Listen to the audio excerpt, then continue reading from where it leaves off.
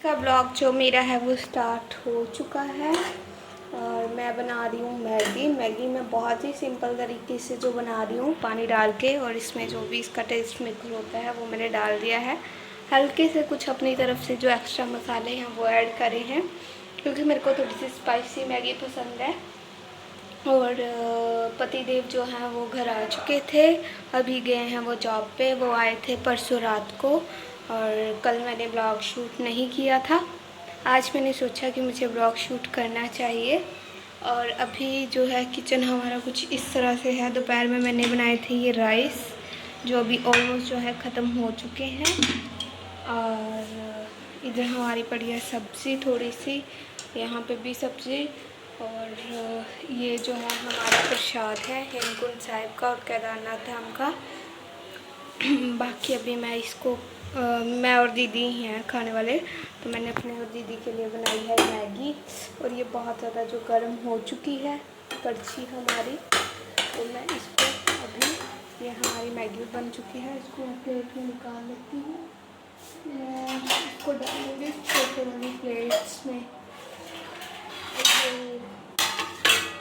ये हमारी प्लेट, वैसे तो बाउल में भी डाल सकते थे, बट अभी प्लेट है तो इसी में इसको डाल लेती हूँ। ये बहुत ज़्यादा गर्म हो रखी है, मैं दूसरी कड़छी लूँगी, कड़छी या जो भी बोलते हैं। गुड इवनिंग, कैसे हैं आप सब? उम्मीद करती हूँ आप सब अच्छे होंगे। Welcome back to my YouTube channel. और ब्लॉग मैंने जो है वो मैगी बनाते टाइम स्टार्ट कर लिया था। अभी मैगी मेरी यहाँ पड़ी है, ठंडी हो रही है, अभी मैं खाऊंगी।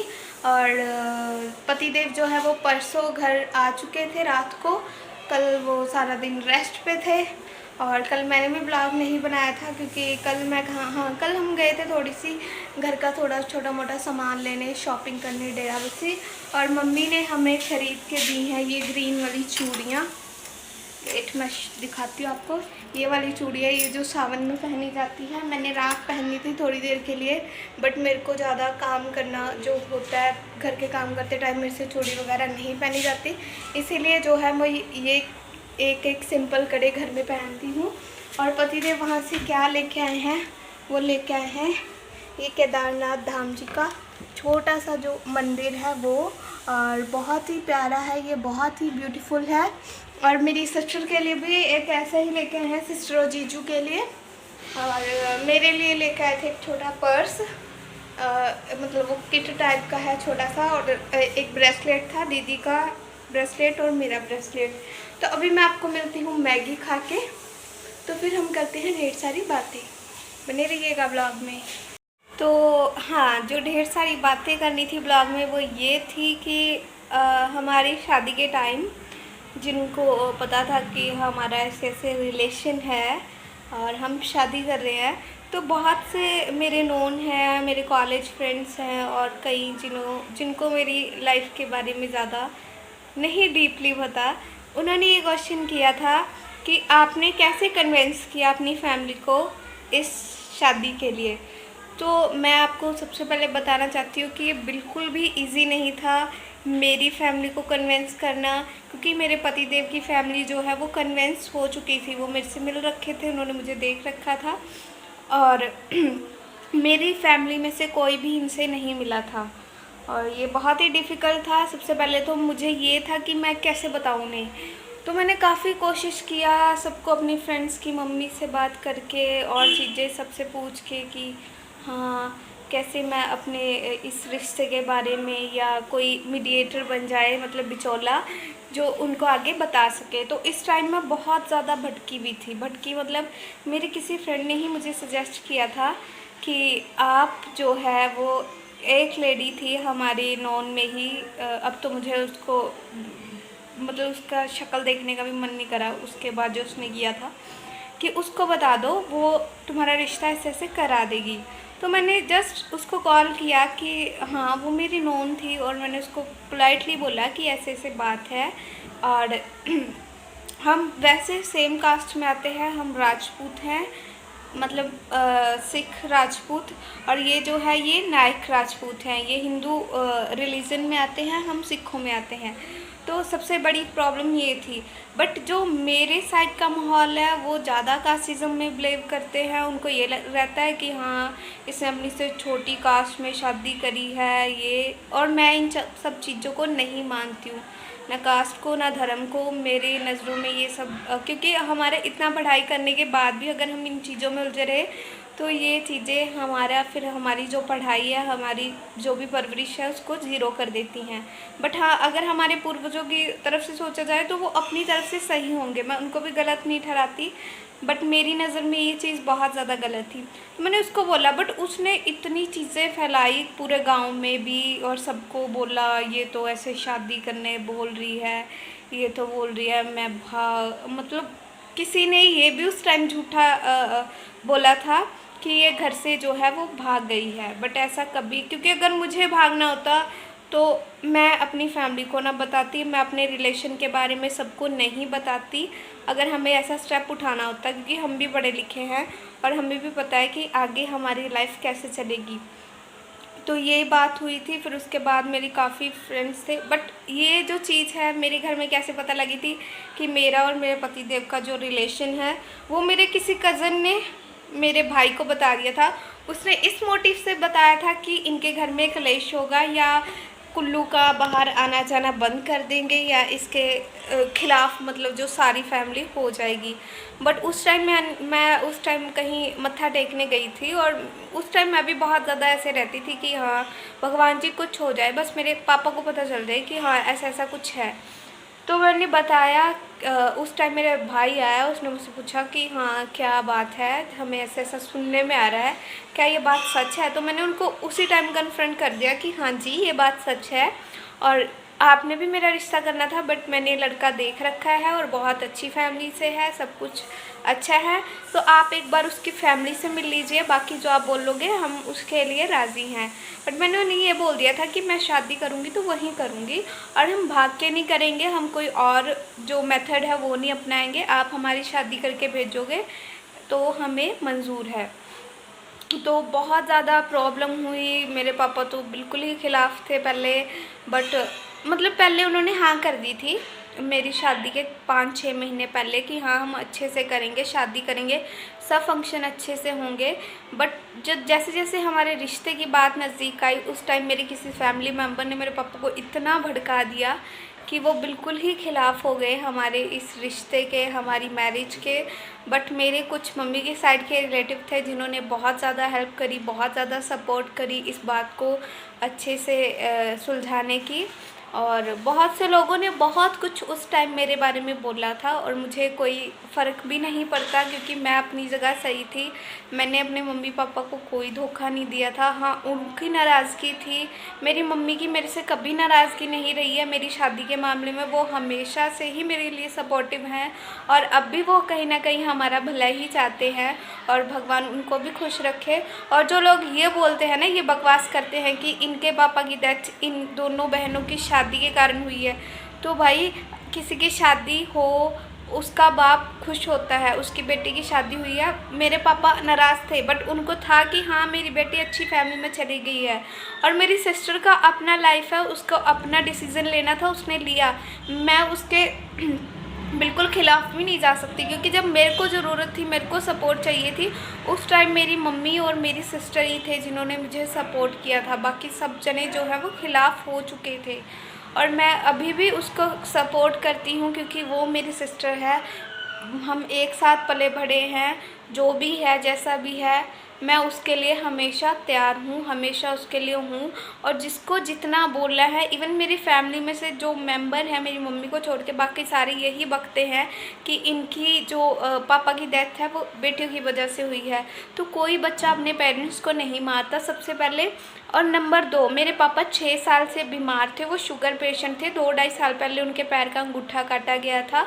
तो ये बात तो बोलनी छोड़ ही दीजिए कि कोई किसी की वजह से मरता है, जिसका भगवान ने जितना टाइम लिखा है वो उतना भोग के जाता है, ठीक है।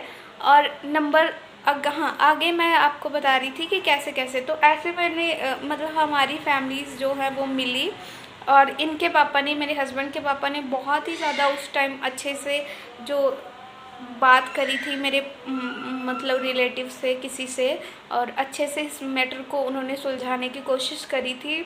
इनकी फैमिली ने हमेशा ही पोलाइट वे में रिएक्ट किया था चीज़ों के लिए। मेरी फैमिली से कुछ कुछ हाइपर चीज़ें हो रही थी, मैं एक्सेप्ट करती हूँ। और फिर इन्होंने शर्त रखी कि हम शादी करेंगे बिल्कुल सिंपल तरीके से, और कुछ दाज दहेज नहीं देंगे, जो कि मुझे चाहिए भी नहीं था, क्योंकि मेरे पापा ने मुझे ऑलरेडी इतना पढ़ा दिया था, वो मेरे लिए इनफ था। और मैं आज इतनी कैपेबल हूँ कि अगर मुझे कुछ चाहिए होगा तो मैं खुद कमा के वो ख़रीद सकती हूँ। और भगवान ने मेरे इन लॉज़ को भी इतना दिया है कि हमें किसी के आगे हाथ फैलाने की आगे ज़रूरत ना पड़े, ठीक है। तो ये बात फिर हुई थी। फिर उस टाइम जो है, मैं अपनी सिचुएशन बताती हूँ।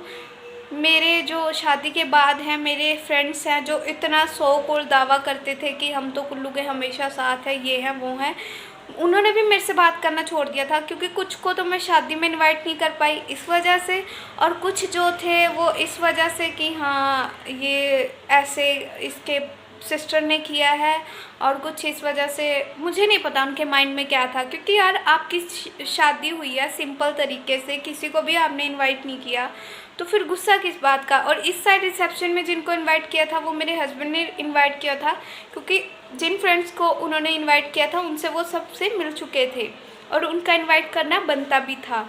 तो इस बात से भी मेरे से काफ़ी ज़्यादा लोगों ने बात करनी शादी के बाद बंद कर दी थी। और मेरा नेचर है कि अगर कोई मेरे से एक कदम पीछे हटता है तो मैं उसको पूरी उम्र मुँह लगाने में बिलीव नहीं रखती, मैं ऐसी ही हूँ।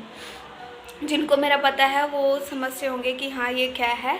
और बाकी फिर मेरी जो शादी ऐसे ऐसे हुई थी, और बिल्कुल भी इजी नहीं था कन्विंस करना। इसके बीच में बहुत ज़्यादा जो बातें हुई थी, लोगों की मैंने सुनी थी, जिन लोगों की मतलब एक कौड़ी की भी औकात नहीं होती ना मुंह खोलने की, उन्होंने भी बहुत कुछ बका था।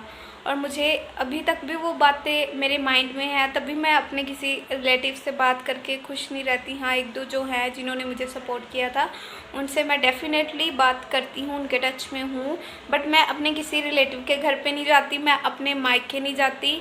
और ये बात आप नहीं बोल सकते कि मैं अपने मायके को छोड़ के आई हूँ, मैं अपने मायके को नहीं छोड़ के आई हूँ, उन्होंने मुझे छोड़ा था।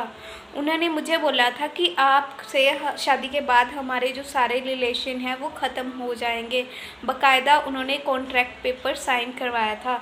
तो जो लोग ये बोलते हैं ना कि जो लड़के अपने माँ बाप की नहीं हुई वो किसी की क्या होगी, तो माँ बाप के सब होते हैं। सिचुएशंस ऐसी आ जाती हैं कि बंदे को कुछ चीज़ों से पीछे हटना पड़ता है। और हमारे माँ बाप के हम कितने हुए हैं ये आगे टाइम बता देगा, और हम भी बता देंगे। और आज तक मैंने ऐसा, मेरे नज़रों में मैंने अभी तक ऐसा कुछ किया नहीं है कि जिससे मेरी ज़्यादा ही मैंने अपने मम्मी पापा को हर्ट किया हो। हाँ, मेरे पापा नाराज़ थे और मुझे इस बात का रिग्रेट भी था, बट मेरी मम्मी जो कभी भी हमसे नाखुश नहीं होते, और वो हमेशा खुश रहें, हम यही चाहते हैं। और जिसको भी अगर किसी ने सोचा है कि हाँ हमें ऐसे अपनी लाइफ पार्टनर खुद से चुनना है, तो आपको डेफ़िनेटली ये हक है, क्योंकि मैंने आज तक जो भी काम किए हैं वो अपनी फैमिली की मर्ज़ी से किए थे। सब कुछ, पढ़ाई, जो भी वो चाहते थे कि मैं अच्छे से पढूँ, अच्छे मार्क्स लेके आऊँ, मैंने सब कुछ किया है अपनी फैमिली के लिए, ठीक है। बस इस एक चीज़ में मैंने अपनी शादी का डिसीज़न लिया था, उसमें मेरे को लोग गलत मानते हैं तो वो उनके लिए गलत होगा। बट आज जो मेरी लाइफ है, आज जो मैं ऐसे इंडिपेंडेंटली सब कुछ कर पा रही हूँ, अपनी पढ़ाई के लिए भी, अपने लिए भी, अपनी फैमिली के लिए भी, मेरे को इतना अच्छा टचवुड ससुराल मिला है, मम्मी पापा जैसे मेरे जो सास ससुर है, तो मुझे वो बहुत अच्छा है। और मैं अपने दिमाग से, अपनी फ्रीडम से सारी चीज़ें कर सकती हूँ। मुझे ये नहीं है कि मुझे इतनी चीज़ के लिए भी किसी से परमिशन लेनी पड़े। तो यही लाइफ मैं चाहती थी और यही लाइफ मैं जी रही हूँ। तो मुझे इतना ही एक्सप्लेन करना था कि अगर आप चाहते हैं कि आपका लाइफ पार्टनर आपसे हमेशा साथ रहे, तो आपको भी उसके कंधे से कंधा मिला के चलना पड़ेगा। हाँ, प्रॉब्लम आएंगी, सबकी लाइफ में आती है, लड़ाई झगड़े भी होती हैं, सारी प्रॉब्लम्स होती हैं, बट इसका मतलब ये नहीं है कि आप एक दूसरे को छोड़ के या ब्रेकअप करके या एक दूसरे से पीछे हट के अपना काम जो भी है करते रहो। आपका मोटिव ये होना चाहिए कि हाँ हमें कुछ अचीव करना है, हमें इस लाइफ पार्टनर के साथ ही वो चीज़ें मिल सकती हैं। आप स्ट्रॉन्ग हेडेड हैं तो आप ऑब्वियसली भगवान भी आपकी हेल्प करेगा। और मैंने बहुत ज़्यादा कुछ इस चीज़ के लिए सहा है, अभी भी सुनती रहती हूँ, बट मुझे कोई फ़र्क नहीं पड़ता। और ये बातें मैं क्यों बता रही हूँ, क्योंकि मेरे जैसे बहुत सारे लोग हैं जो चाहते हैं कि अपनी अपनी लाइफ में कुछ अचीव करें या अपनी पसंद से कुछ भी, जो कोई जो है वो अपने करियर के लिए अपनी चॉइस नहीं कर पाता, कोई अपने पार्टनर के लिए। तो मैं यही चाहती हूँ कि आप स्ट्रॉन्ग हेडेड हो, आप पॉजिटिव रहो। और नेगेटिविटी आती है, मैं नहीं कहती कि कोई भी इंसान अपनी लाइफ में 100% जो है वो पॉजिटिव हो सकता हो, नहीं, कभी नहीं। आपके लाइफ में कुछ ऐसे पास्ट इंसिडेंट्स होते हैं जो आपको कभी ना कभी याद आके नेगेटिव कर ही देते हैं, बट उस नेगेटिविटी के साथ भी आप कितना पॉजिटिव होके चलते हैं और कितना अपनी चीज़ों को अचीव करते हैं, तो वो आपको अपनी लाइफ में देखने को मिल जाएगा। और मेरे ब्लॉग चैनल को ऐसे ही सब्सक्राइब कीजिए करें, ब्लॉग को लाइक कीजिए करें और शेयर कीजिए करें, कमेंट करा करो। बाकी मिलते हैं आपको अगले ब्लॉग में। Bye bye.